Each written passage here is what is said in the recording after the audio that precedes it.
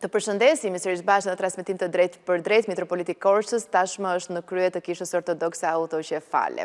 Megjithatë, ka një rrugtim të imzot Joan Pelushit në Kishën Ortodokse duke nisur që nga Korça. Kush është imzot Joan Pelushi? Jo vetëm të teologjisë, por në përgjithësi. Është vendosur Mitropoliti Korçës në vitin 1998, pas një shkollimit të fortë, pas mbarimit të shkollës teologjike, ai vazhdoi studimet në Shtetet e Bashkuara të Amerikës, në Boston, me një bursë të shqiptarëve të Amerikës, për të vazhduar kështu traditën fanoliste.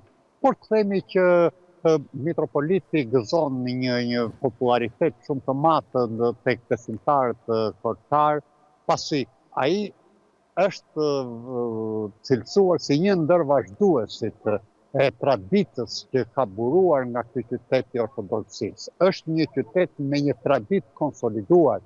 Në vitin 1929 këtu është mbajtur kongresi i klerikëve dhe është taktuar pikërisht ai statut i Kishës Ortodokse që është edhe sot e kësaj dite, përveç rregullave kanonike, janë edhe ato rregullat e tjera të zgjedhjes së Kryepeshkopit.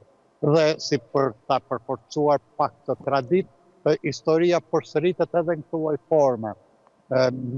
Kryepeshkopi i fundit shqiptar ka qenë Pait Vodica dhe pikërisht pra ka qenë Peshkopi i Korçës që u vendos në krye të Kishës Ortodokse shqiptare, i cili vdiq vetëm disa kohë pasi komunizmi ndaloi besimin dhe nuk ju nështrua atij persekucionit komunist. Dhe kemi pra përsëri një kryepeshkop shqiptar që vjen pikërisht nga Peshkopata e Korçës. Pra është një traditë e konsoliduar. Vlen të përmendim edhe tani se kush do të jetë më këmbë të Joanit këtu në Korçë. Unë u interesova tek Mitropolia e Shenjtë në Korçë.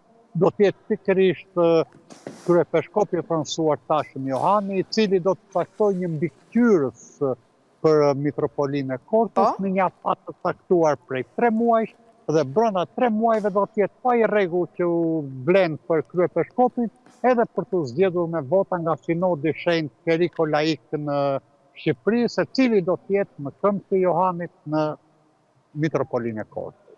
E kuptoj. Mirë, Roland, faleminderit për këtë raportim.